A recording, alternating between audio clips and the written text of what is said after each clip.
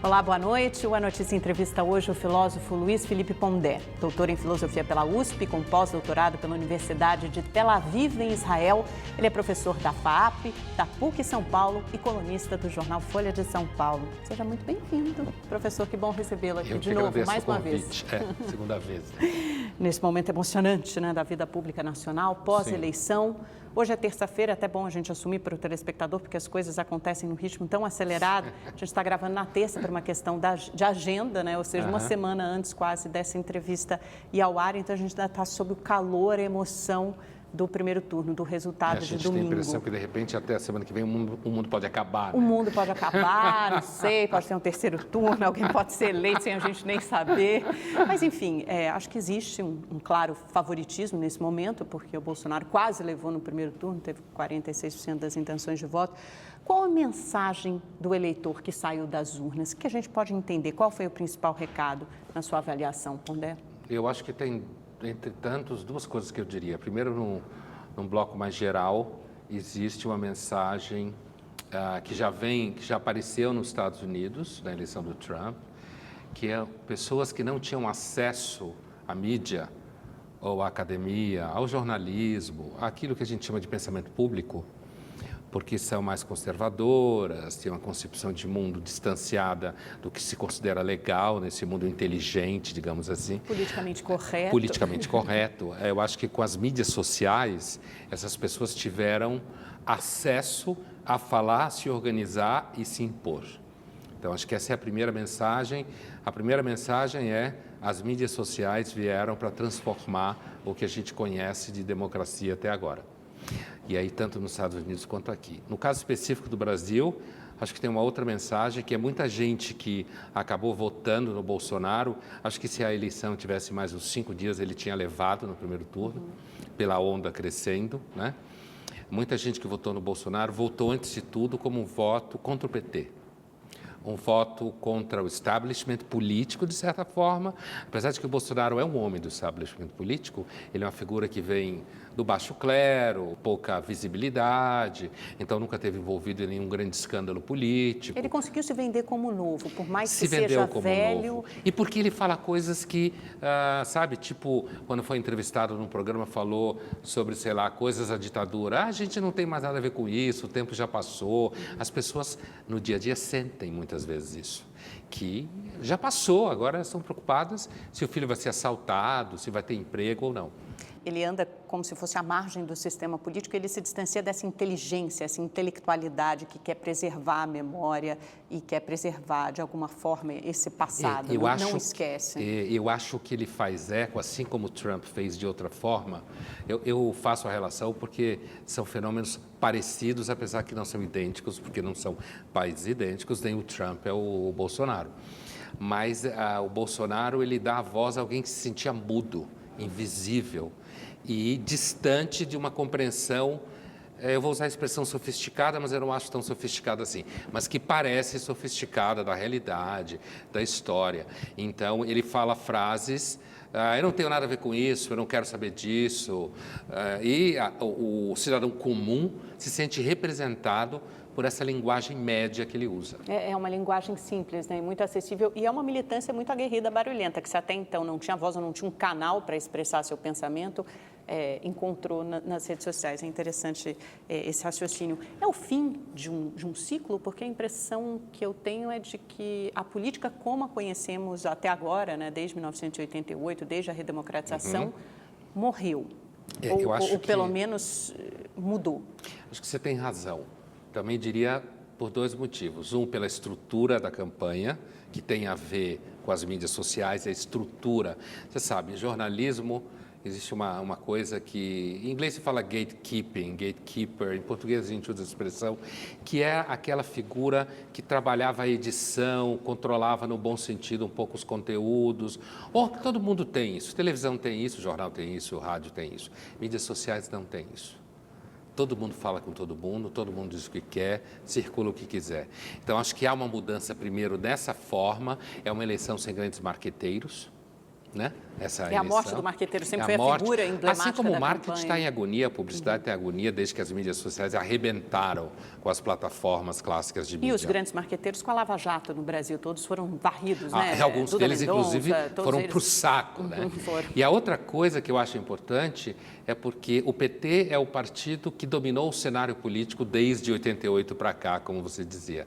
Num primeiro momento, com uma grande expectativa de redenção nacional, um partido orgânico que veio de baixo, com militância aguerrida, e agora a militância aguerrida está em outro lugar. Então, depois o PT passou pela vergonha, pela humilhação, por escândalos de corrupção, sofreu impeachment, sofreu desgaste, certo? Também o PT ganha eleição para presidente desde 2002, é normal que tenha sofrido desgaste. Necessariamente não precisava ser tão vergonhoso o desgaste, mas qualquer partido sofreria o desgaste. O PSDB sempre foi um péssimo partido, péssimo. O PSDB nasceu da esquerda do PMDB, que na época eles se chamavam de Sorbonne. Né? Então, eles eram... o PSDB nasceu com a vocação de centro-esquerda. Muito cacique, pouco índio. Uma arrogância, uma prepotência Uma intelectual. prepotência, uma coisa assim, é um partido que em termos de São Paulo fica ali entre Praça Pan-Americana e Higienópolis, sabe? Uma coisa assim de gente de classe média alta e alta. Mas que para São Paulo fez sentido, né? Durante os últimos 24 Fez anos. sentido, manteve o Estado, manteve o PT fora da máquina do Estado de São Paulo, no caso, e o PSDB ele acabou sendo empurrado para a centro-direita. Fernando Henrique Cardoso nunca foi centro-direita, foi centro-esquerda. Mas ele foi sendo empurrado, inclusive, porque ele organizou a economia de modo ortodoxo. Ele organizou com o Plano Real, organizou a economia de modo ortodoxo e como o PT cresceu no espectro da centro-esquerda, o PSDB teve que passar para a centro-direita. Mas até como oposição, né? Porque por fez força uma oposição. Do dever. Mais ou menos. São Paulo, o PSDB fez um bom trabalho esse tempo, no sentido que se manteve no poder e teve uma identidade em São Paulo. Acho que o PSDB nunca soube ser oposição, Nunca né? O PT soube. sabe ser oposição. Mas é que está, para você fazer oposição, você não pode querer ser chique o tempo inteiro, né? E o PSDB tem uma coisa meio chique. Gente chique não faz oposição. Gente chique está acima da oposição. E o PT não tem essa coisa de ser chique. É um partido que vem das bases, organizado, de trabalhadores, é histórico que a gente conhece. Eu acho que agora tem diferente, porque aparece uma terceira variável, que são essas pessoas aguerridas, associadas a uma posição conservadora de costumes, alguns deles evangélicos, fora do espectro da esquerda, dialogando com um pensamento mais liberal, que na origem não estava associado ao Bolsonaro, essa posição liberal de mercado. Eu acho que foi mais uma camada que ele acrescentou, né? Com o convite ao aumentar Paulo votos Guedes e para para aumentar dialogar. voto e para se tornar palatável para o mercado, porque a gente tem esse ente em sentido figurado, abstrato, que é o mercado, mas que é importante numa Claro. eleição. Sempre que a gente fala, esse candidato subiu nas pesquisas, o mercado ficou eufórico, como aconteceu na segunda-feira, pós-primeiro turno, é quase como se fosse um elogio ao O candidato. mercado já escolheu o Bolsonaro. Já escolheu o É, Bolsonaro. porque o mercado tem medo de que o PT, de alguma forma, leve o Brasil a um quadro à la Venezuela. Sabe a dúvida que eu tenho? Quantas das pessoas que estão com o Bolsonaro, sinceramente, compartilham das ideias, do ideário? E qual a porcentagem desses votos que estão com o Bolsonaro simplesmente porque são antipetistas? Olha, eu acho que, para fazer o número redondo, eu diria que talvez 20%, no máximo 25% daquelas pessoas que votam no Bolsonaro estão mais identificadas com a plataforma inicial do Bolsonaro. Ou seja, esse conservadorismo nos costumes. Conservadores de costume, exatamente. Essa Até porque posição o liberalismo, como você disse, isso não é do Bolsonaro, Isso né? não Isso é. foi acrescentado à plataforma dele. Ele sempre teve um ideário estatizante. Ao Exatamente, contrário. ele tinha um discurso Nacional muito mais desenvolvimentista, centralizador, essa aquela coisa, bem exatamente militar, isso, né? do Estado que é responsável pelo desenvolvimento, que gasta para isso, essa imagem de que, sei lá, vou citar uma empresa como qualquer outra, a Petrobras é nossa. Que é muito parecido com o pensamento do PT, né? Totalmente. É interessante porque na economia o Bolsonaro sempre teve muito mais a ver e sempre votou muito mais próximo ao PT do Muito que mais ao PSDB ou estatista. ao DEM. O que aconteceu aqui, eu acho, no Brasil, aqui no Brasil, no caso do Bolsonaro, é que essa direita de costumes e essa direita estatista, ela acabou tomando um banho de direita chilena, certo? Quando eu falo direita chilena, eu estou falando a direita que emergiu do governo Pinochet, no Chile, que foi uma direita que organizou a casa economicamente, que abriu a casa para o mercado externo, que diminuiu o Estado. Por isso que eu estou chamando de tomou um banho de direita chilena. O Bolsonaro, ele parece que, parece não, à medida que ele tentou se aproximar do grupo liberal com sucesso, a se oferecer como opção contra o retorno do PT, ele acabou criando uma situação que já existia no Chile, que é a associação entre uma direita de costumes próxima aos militares, mas ao mesmo tempo com uma defesa de mercado e de Estado mínimo. E aí é o Bolsonaro que a gente tem hoje. E qual será que é o Bolsonaro de verdade? Qual será que é o Bolsonaro que, muito provavelmente, vai governar o país, né? Porque se continuar nessa toada, nessa tendência, de novo, a gente está gravando a entrevista na terça, que vai ao ar na segunda, a gente não sabe o que vai ter acontecido até lá, mas, saído do primeiro turno, o Bolsonaro é o franco favorito, acho que não dá para pensar diferente. É claro que ele, sempre quem sai na frente no primeiro turno, normalmente leva a eleição, pelo menos aqui no Brasil. Historicamente, assim. Ele teve uma diferença grande, ele continua crescendo. Acho que só agora as pessoas estão se dando conta que tem que olhar para as mídias sociais.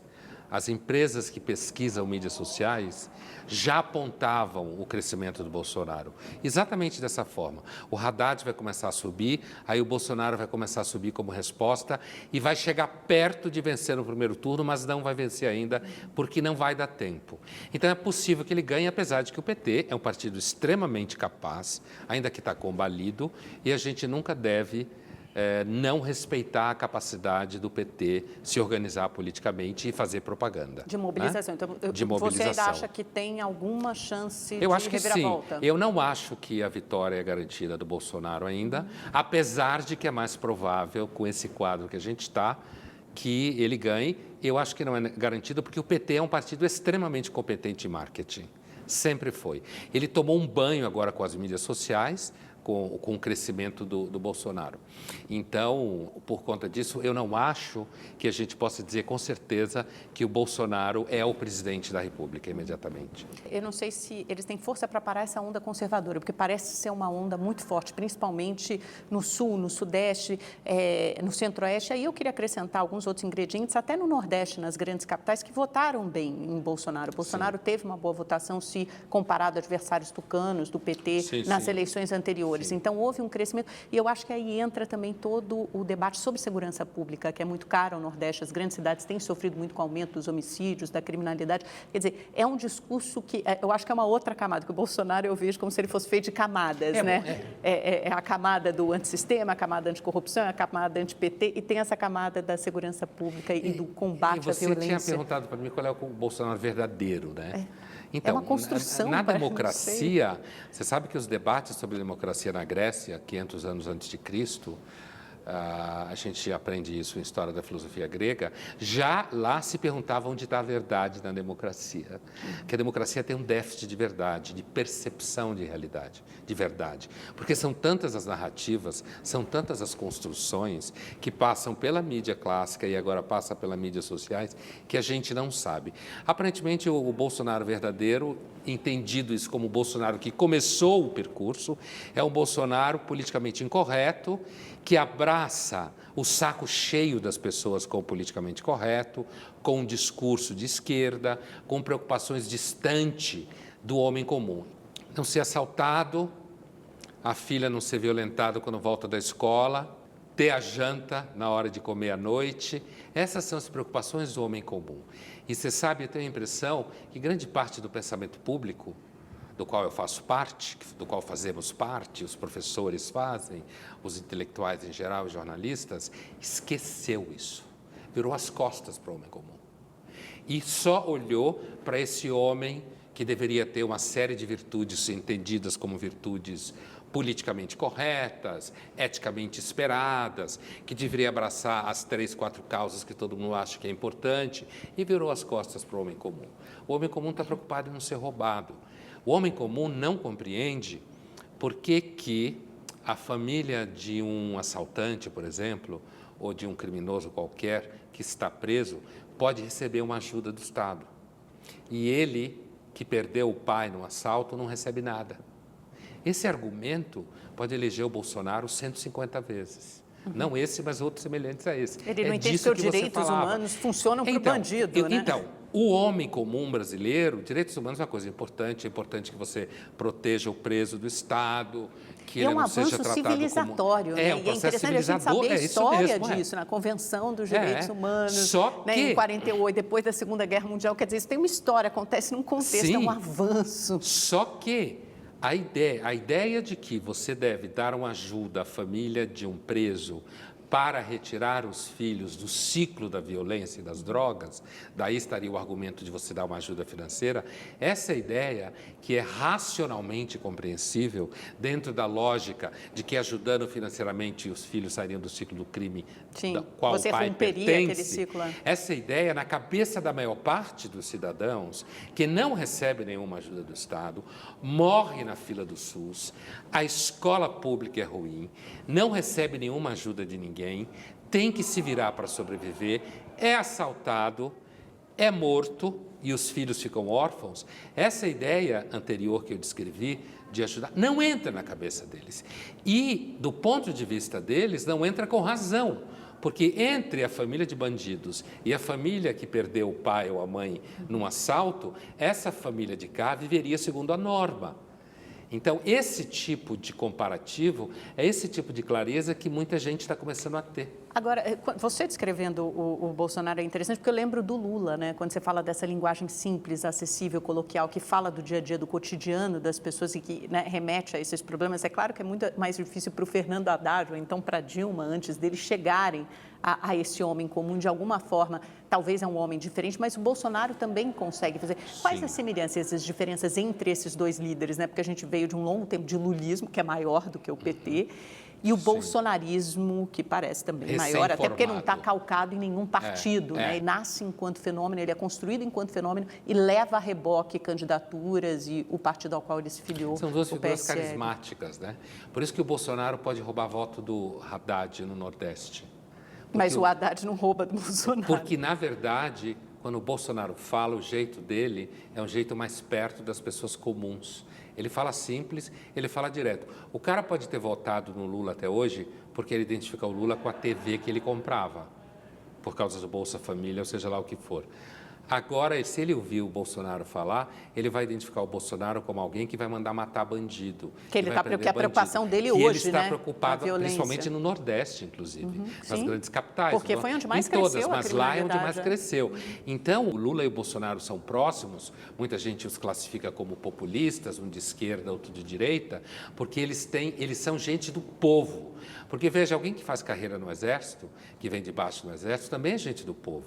Não é gente que vem da elite burguesa, que tem formação. O Haddad é um cara que fala para menino e menina que entra de bike em São Paulo. É gente de centro acadêmico, de ciências sociais, sabe? Aluno que faz artes, gente que está preocupada com a desconstrução do gente belo. Que está preocupada com a democracia, né? Porque agora esse discurso do Haddad pode fazer sentido para uma intelectualidade que está preocupada com alguma ameaça à a intelectualidade democracia. já vota no Haddad, quer dizer, Já vota, em geral. Por quê? Porque a intelectualidade, há muito tempo no Brasil, intelectualidade orgânica do PT, como se fala intelectual orgânico, que é um intelectual que pensa dentro de uma plataforma, pensa em harmonia com o partido. Veja que raramente você vê tensão por parte das universidades, principalmente, em relação ao PT. Agora, essa intelectualidade aí, eu não falo só de cientistas políticos, não, eu falo de economistas que eu entrevistei. Eu acho que os formadores de opinião, ou talvez as cabeças pensantes, veem o Bolsonaro como um homem tosco, autoritário, e, eventualmente, até uma ameaça à democracia.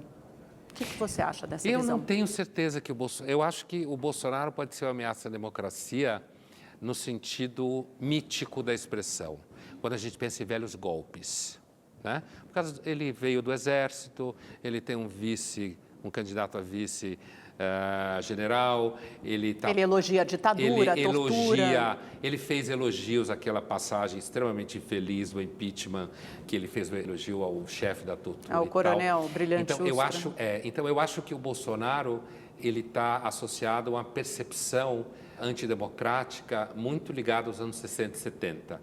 Eu acho que o PT também pode ser bastante antidemocrático. Nas universidades, os grupos ligados ao PT são extremamente antidemocráticos. O movimento estudantil histórico ligado ao PT, ao PSOL, são extremamente truculentos, antidemocráticos, não aceitam diálogo nenhum. Eu acho que há um risco de problema com a democracia também por parte do PT, se a gente pensar no modelo, que é o modelo em que você aparelha o STF, aparelha o Exército, começa a falar de controle da mídia. Quando alguém fala de vamos controlar a mídia para democratizar a mídia, leia, nós vamos atacar na mídia quem não é a favor da gente, certo? Então, eu acho que se há um risco pelo discurso do Bolsonaro, pelos vínculos históricos que ele tem, em haver algum tipo de ameaça à democracia, eu acho que se a gente olhar para o PT, o risco de ameaçar a democracia é um risco mais sofisticado.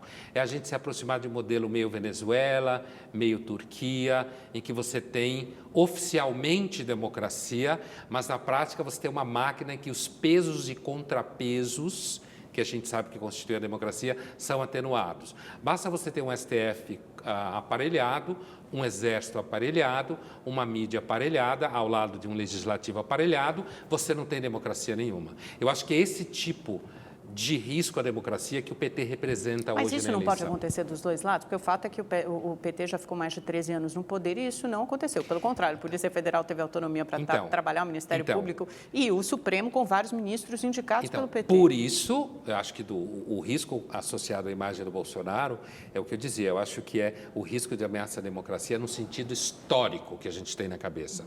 Ditadura, golpe, fechamento de parlamento, que é as coisas que ele já falou no passado. Fecha o parlamento, fecha não sei o quê. É aquele tipo de ataque à democracia personalista, aquele tipo de ataque à democracia que a gente associa à ditadura que a gente teve, inclusive pelas coisas que ele fala. O PT esteve no poder esse tempo todo e não fez isso, né? Mas eu acredito que o PT hoje é um PT diferente do PT que a gente conheceu no começo. O senhor acha que seria capaz de fazer isso?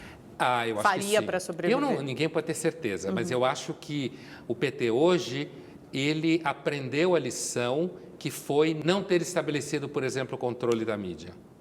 Muitas declarações nesse sentido. E aí tem mais uma coisa interessante, porque a gente falou de quem é o Bolsonaro de verdade e quem será o Haddad de verdade, porque eu acho que é uma figura muito diferente do que tem sido colocada na televisão para defender um programa de governo com o qual claramente ele não concorda, acaba sendo tutelado, um fantoche do Lula.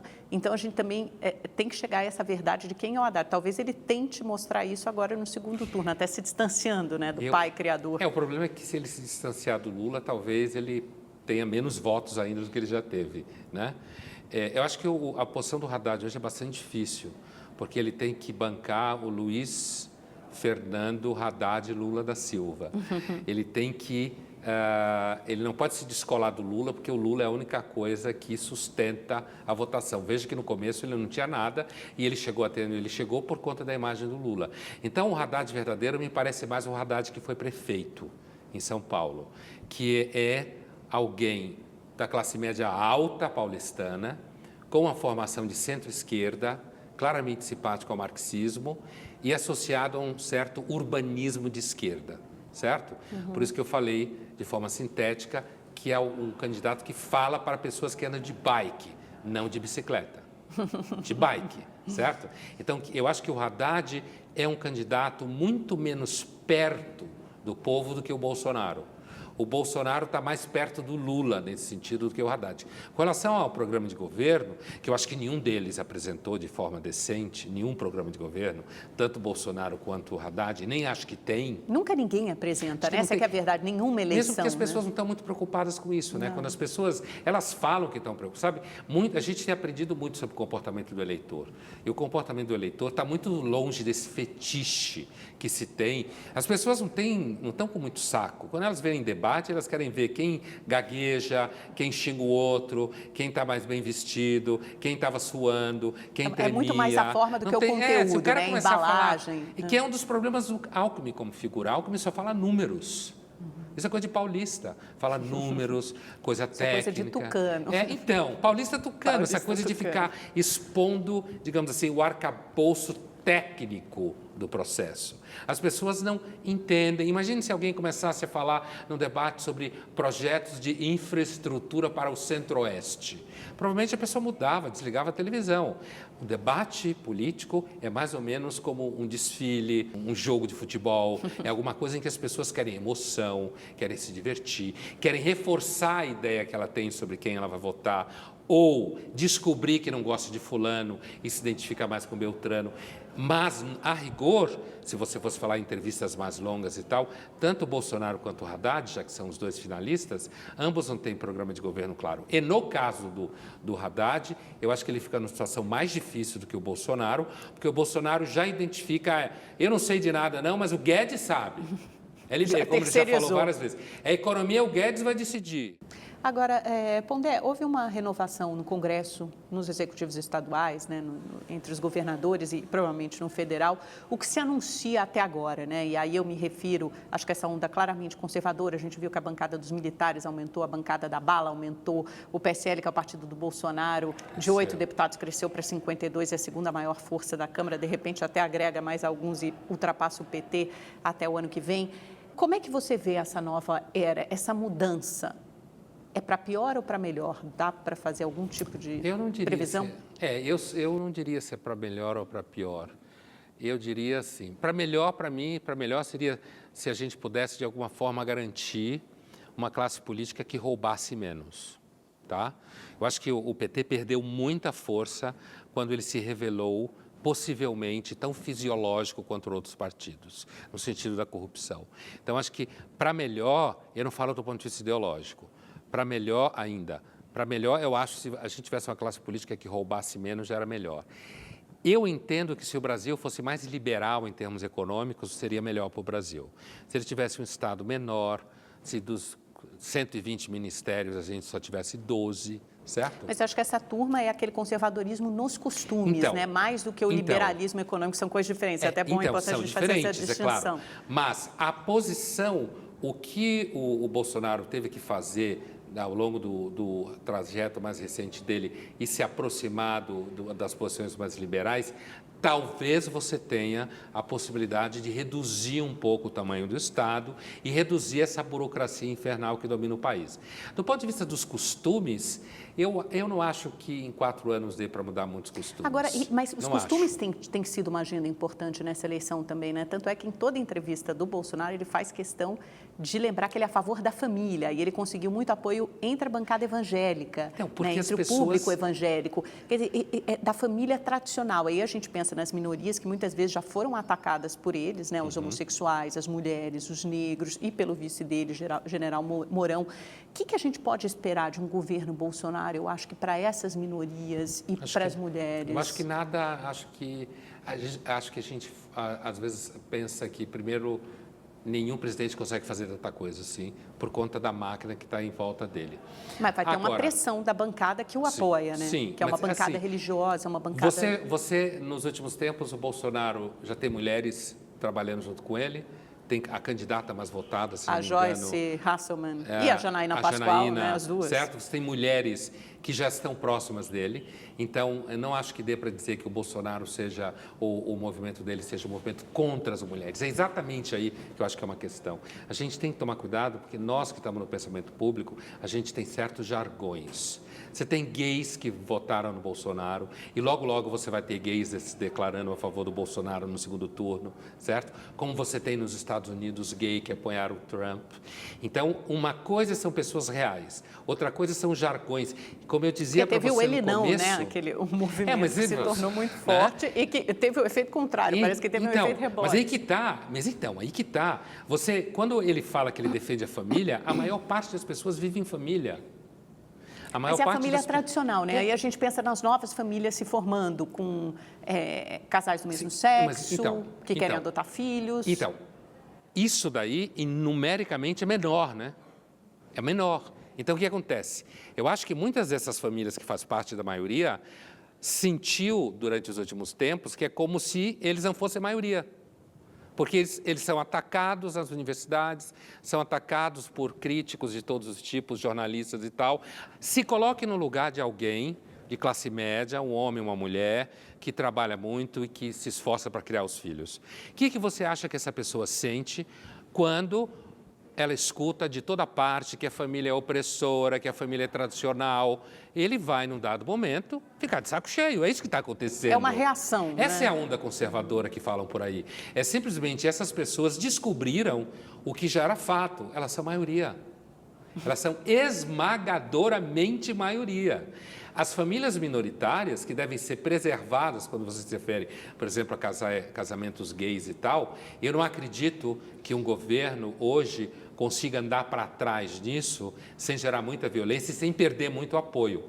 Porque aqueles setores da sociedade um pouco mais organizados, mais bem informados, normalmente entendem claramente a necessidade de defender esses direitos. Então, mas o que acontece é parecido com o que eu te dizia antes com relação a quem é assaltado e morto, em comparação à família de criminosos que recebe dinheiro. Essas famílias são maioria. Eles simplesmente tomaram conta do espaço. Eles são maioria. E eles estão, assim como aconteceu nos Estados Unidos, eles estão votando num candidato que pela primeira vez olha e diz assim, olha, você é classe média, você é homem, você é mulher, que trabalha e educa filhos, você é o mais importante no Agora, país. a gente vê também por parte, não só do Bolsonaro, que já fez declarações nesse sentido, mas de muitos dos seus apoiadores, é lógico que ele está baixando o tom, porque ele está no segundo turno e precisa reunir, agregar, amalgamar mais apoio. Ser presidente de todos. Ser presidente de todos e unificar o Brasil, que é o novo discurso dele, mas a gente já viu declarações muito violentas e que pregam ódio à violência da parte dele e muita truculência por parte dos apoiadores dele. Os monstrinhos vão sair do armário, por exemplo, no governo Bolsonaro, no sentido da gente ver mais violência nas ruas, mais preconceito, mais ódio contra os gays. Quer dizer, esses monstrinhos dessa onda conservadora, que acho que esse eleitorado nunca teve um representante de extrema-direita no Brasil, desde a redemocratização, né? Você podia ter isso no regime militar, mas claramente você não tinha isso na redemocratização, eles precisavam se contentar com o PSDB, né? Nem o PFL, o DEM chegava a esse ponto, a essa extrema-direita que agora o Bolsonaro também representa. Não é só isso, os eleitores dele não são todos esses, mas esses certamente votam nele. Esses eleitores não elegem o Bolsonaro. Não, só eles não elegem. Por isso que todo mundo estava achando que o Bolsonaro não elege ninguém. Por isso que todo mundo estava achando que ele tinha um teto e não tem. Mas como esses eleitores são representados e muitos deles o apoiam na internet, eu quero saber se isso pode extravasar nas mídias sociais, a gente imagina que continue a ter uma radicalização, se isso pode extravasar para o dia a dia, para as ruas, se isso pode aumentar esse preconceito, esse ódio contra minorias. Eu vou te responder, primeiro começando, veja, é comum se acusar o Bolsonaro de nazista, né? Muita gente acusou de nazista, fascista e tal. E, no entanto, na comunidade de judeus em Israel, ele foi o mais votado. Né? Por que eu estou dizendo isso? Porque ele já esteve lá, inclusive, né? Porque as pessoas elas votam pelos motivos nem sempre colados no que existem jargões que circulam pela mídia. Não há dúvida que você tem grupos extremados, homofóbicos, machistas monstruosos, digamos, no zoológico do grupo do Bolsonaro, e que ele fez declarações bastante infelizes que levam a esses sujeitos se sentirem empoderados. Agora, o Brasil e a população em geral no Brasil não é simpática a esse tipo de comportamento. Então, acho que se isso acontecesse, eles iam receber uma reação muito direta. Com relação à truculência na militância, acho que você não precisa da extrema-direita para a truculência. O PT já foi bastante truculento, historicamente, na militância. E foi o PT, na verdade, que ensinou a fazer política no Brasil. Política, hoje em dia, foi o PT que ensinou. Se organizar. O PT foi o primeiro que foi para as mídias sociais, foi o primeiro que trabalhou as mídias sociais no sentido de destruir figuras que seriam contra o PT através das mídias sociais. Então, me parece que, em termos de truculência, aí é um dado novo, é que antes você tinha uma truculência só associada à militância do PT. Agora você tem uma truculência do outro lado extremado, que são esses monstrinhos aos quais você fez referência. Me parece que o Bolsonaro e o grupo dele vai ter que reprimir esses monstrinhos. Quando eu falo os monstrinhos, eu acho que é até mais no sentido abstrato, figurado, os monstrinhos que vivem dentro de nós, né? Aqueles monstrinhos que, de alguma forma, querem esconder o preconceito, o racismo, aquela coisa que fica latente, mas até então a gente vivia sob a égide do politicamente correto e a gente não podia extravasar esse lado. De repente, esse lado sombrio talvez ganhe uma reverberação maior. Eu acho que eu estou falando mais nesse sentido do monstrinho interno. Se você falar nesse sem sentido, contenção, sabe? Sem o superego atuando. Então, nesse sentido, sabe aquela ideia shakespeariana de que palavras ditas a um coração angustiado impede que ele morra de medo?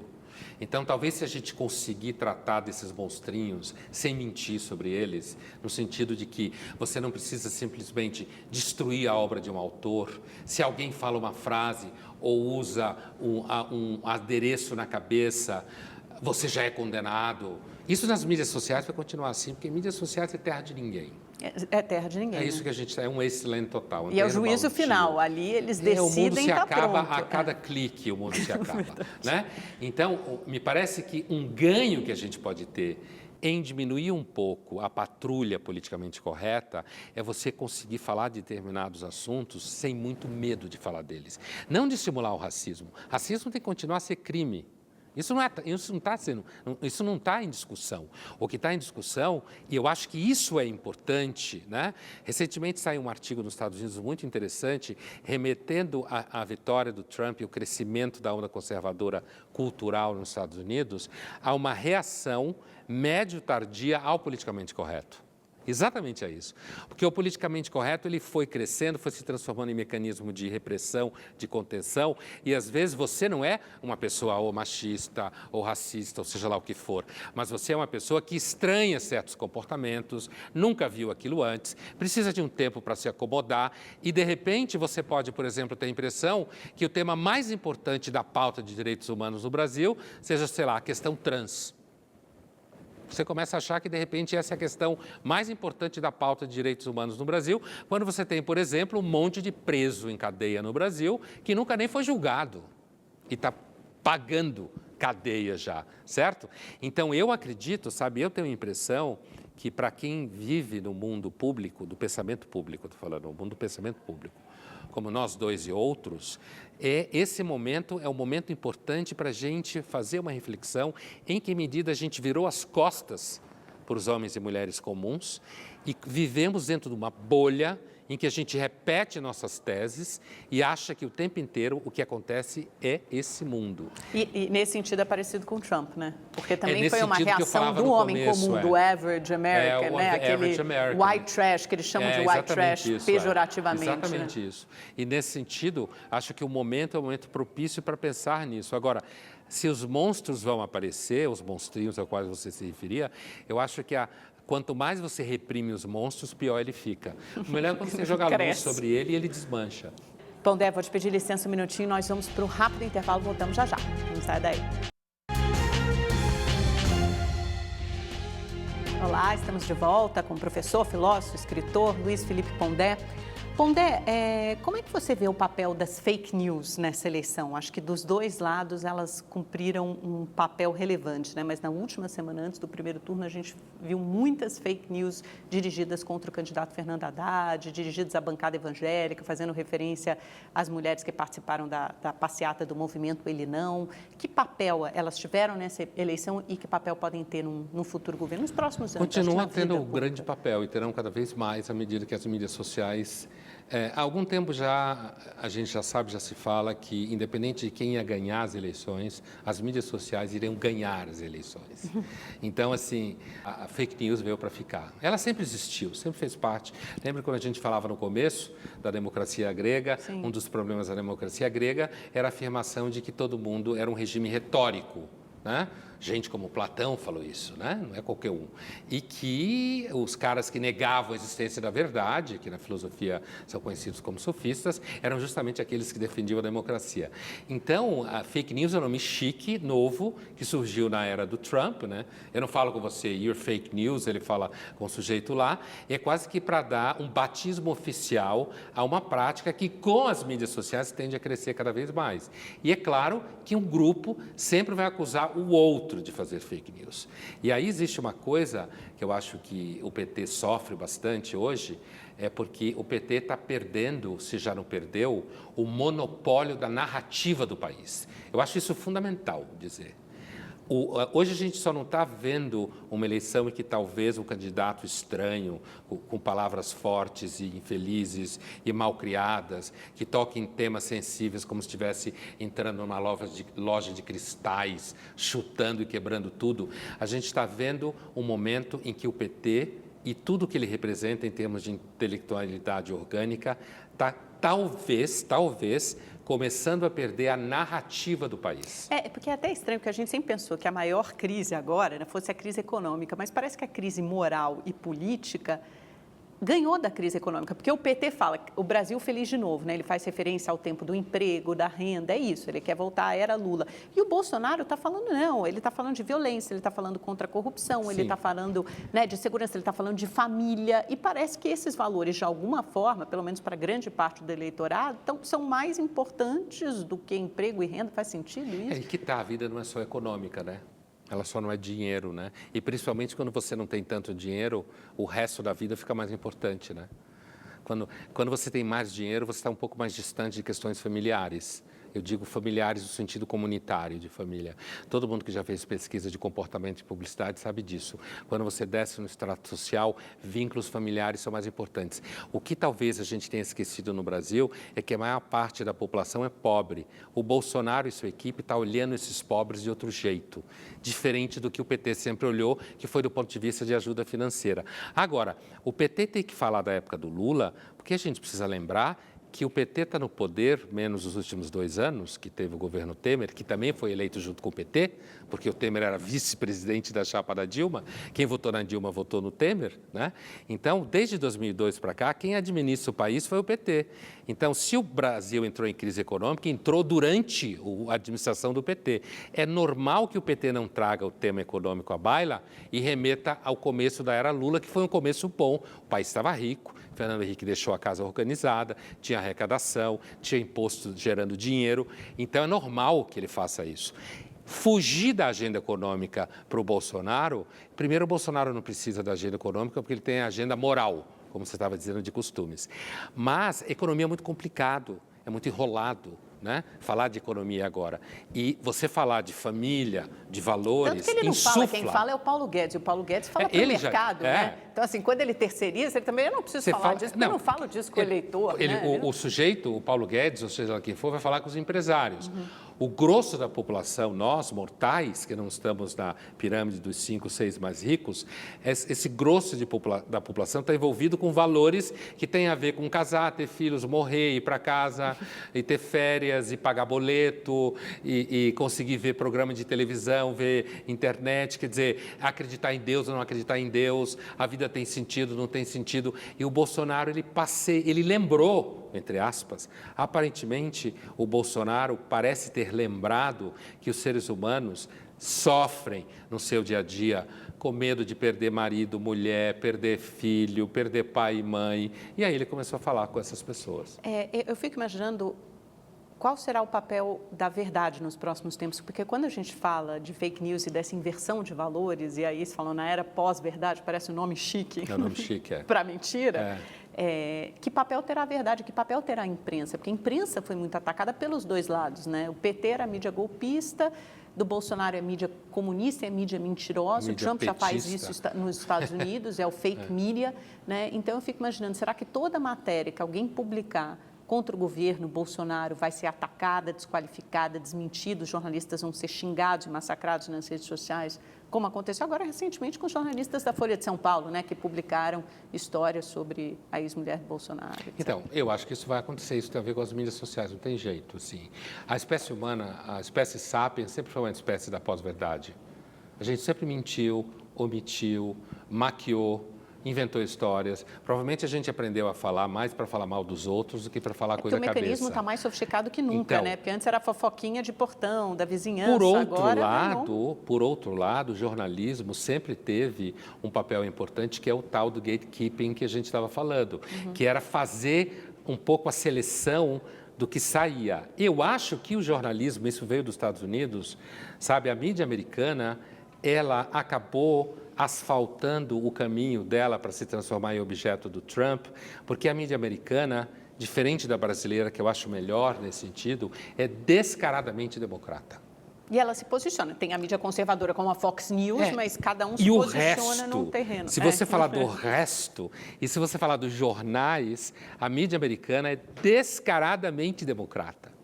Então, quando o Trump acusa a mídia americana, ele acusa com respaldo que eu acho que no caso do Brasil não é verdade. A nossa mídia, nesse sentido, ela é mais multifacetada, mais variada do que a americana. Nesse sentido, eu acho que a gente é melhor nesse sentido.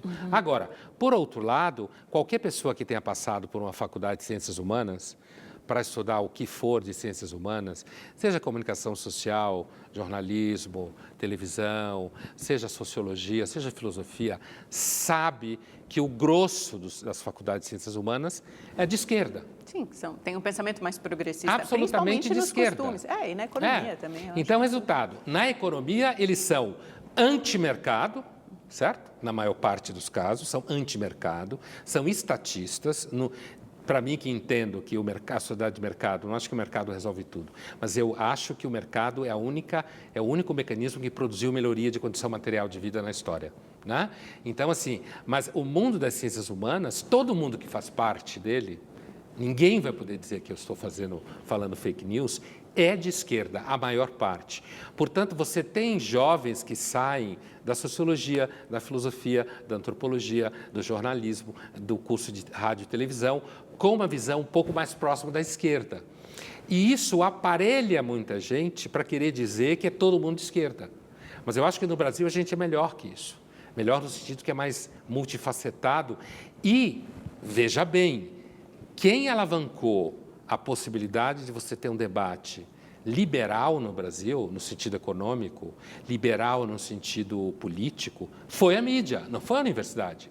A universidade é tacanha, é fechada, ela é absolutamente antidiálogo. Se você quiser introduzir amanhã um grupo de estudantes que sejam liberais e queiram discutir uma pauta liberal, eles vão apanhar muito do centro acadêmico. Dizer que isso é democracia é uma piada. Quem abriu espaço para você ter um pouco mais de ar no debate político brasileiro foi a mídia, não foi a universidade. Porque a mídia adotou a pauta liberal, Adotou. Né? Em grande medida. Eu acho que liberal no sentido de mercado, né? Dá importância às reformas.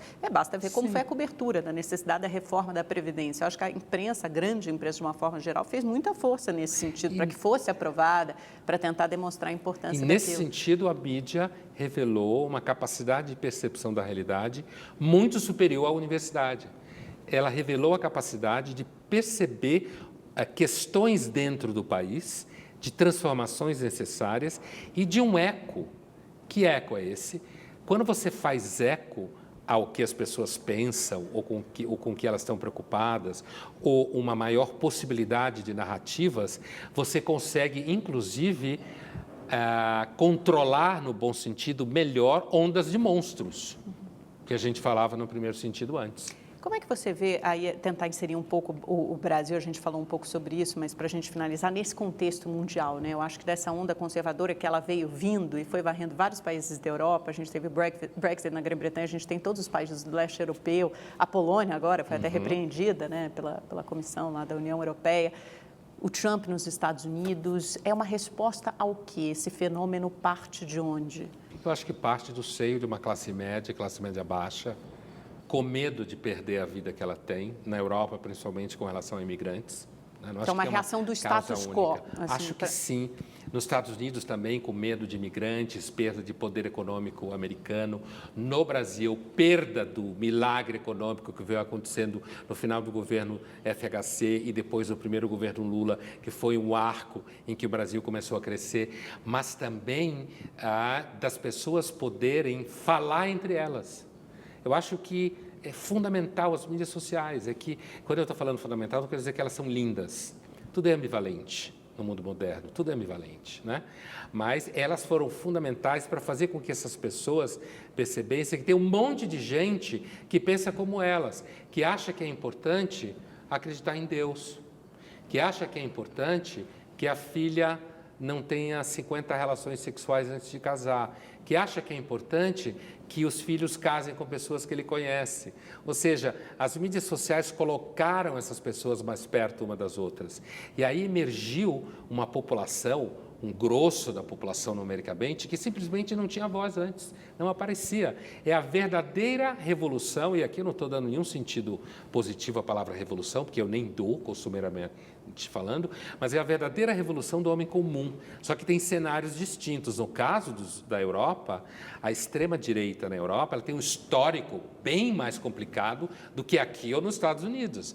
A extrema-direita na Europa tem nazismo. E tem fascismo. E tem fascismo, apesar de que o nazismo ele tinha uma política, no começo ele estava bem alinhado com os soviéticos, certo? O nazismo e os soviéticos tinham uma convivência bastante razoável, ambos eram extremamente totalitários, controladores, política econômica estatista, antidemocracia liberal, tanto soviéticos quanto nazistas. Sim, mas você teve um regime stalinista que também foi muito cruel, perseguiu opositores, houve essa separação, matou. eu digo, depois houve essa separação no espectro. Mas, de qualquer jeito, a extrema-direita europeia tem um histórico de racismo muito violento, muito prático. São muitos povos com costumes diferentes, um vivendo do lado do outro, né? Veja bem, a Europa se mata, grosso modo, para fazer números redondos, de 1789 a 1989. Se você pegar a Guerra Fria como ameaça, né? Depois da Segunda Guerra. Você pega da Revolução Francesa para frente. São 200 anos. Entendeu? Então, a Europa são 200... Por isso que o François Mitterrand dizia, é a comunidade europeia o retorno da guerra. Quer dizer, ou a Europa entra num acordo, ou ela vai continuamente fazer guerra um com o outro. Veja, hoje ninguém imagina uma guerra da França com a Alemanha, ou com a Inglaterra, que eram os três grandes beligerantes durante séculos e séculos na Europa. Mas e aí isso é um bem da democracia, né? Porque como o Boris apresenta comigo, o Rede TV News sempre repete, você nunca viu a guerra de uma democracia com outra democracia. Apesar de que a Europa é um experimento que mostra uma agência internacional de controle econômico que diminui o poder da soberania popular. Porque Portugal tem Partido Comunista Socialista no poder, a Grécia resolveu brincar com Bruxelas, tanto Portugal quanto a Grécia voltou para casa com o rabo entre as pernas. A Angela Merkel vira para você e diz assim, não, você não vai gastar mais do que ganha, ponto. Volta para casa e obedece a mamãe Angela Merkel. Mamãe, ninguém né? vai dizer para ela não, porque né? Bruxelas... Então, essa é uma discussão. A comunidade europeia tem duas grandes questões de jogo. É a revolta de hábitos e costumes tradicionais contra uma europeização ocidental geral de tudo, que a Polônia representa isso, a Hungria agora representa isso. E outro é esse problema de você ter uma democracia representativa liberal, no sentido de costumes, porém que tem uma agência técnica mandando no final das contas. Porque quem manda na economia é Bruxelas. Ela que manda na economia. E quem manda em Bruxelas é a Alemanha. Certo? Então, você tem... A Europa hoje é um experimento muito interessante, que é um experimento que tem uma democracia representativa em ação, hábitos liberais em termos de costume, mas você tem uma agência, que é a Comunidade Europeia, o Banco Central Europeu, tecnicamente falando, que administra, na verdade, o final das contas. A Grécia fez o plebiscito para não aceitar o que o Banco Central Europeu queria, votar ou não, e no final tiveram que pôr o rabo entre as pernas e obedecer. E aceitar, porque senão estariam fora. Pondé, vamos para o nosso pinga-fogo, então, para a gente encerrar a nossa entrevista. Lava Jato. Fundamental. Sérgio Moro. Um juiz muito bem preparado e tecnicamente ligado no impacto político do processo. Gilmar Mendes. Uma figura que não tem ajudado muito a imagem do STF. Dias Toffoli. Alguém que está no foco para ver se vai ou não vai representar o PT nesse processo. Geraldo Alckmin. Um governador que foi razoavelmente bem sucedido em manter o PSDB no poder em São Paulo e que, infelizmente, do ponto de vista de marketing, agora, mais uma vez, se mostrou muito fraco. João Dória. Muito apressado. Marina. Alguém que tem ideias interessantes, mas não parece enfrentar o corpo a corpo da política. Ciro. Ciro, um sujeito que é um pouco destemperado na fala e que é uma figura identificada com certo...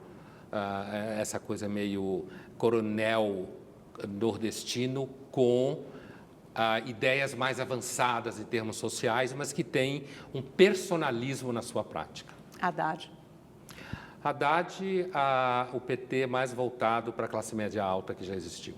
Bolsonaro? Bolsonaro, alguém que representa o ressentimento acumulado durante muito tempo. E Lula? Alguém que já passou. Obrigada, Pondé. Foi ótimo, uma delícia conversar com você mais uma vez.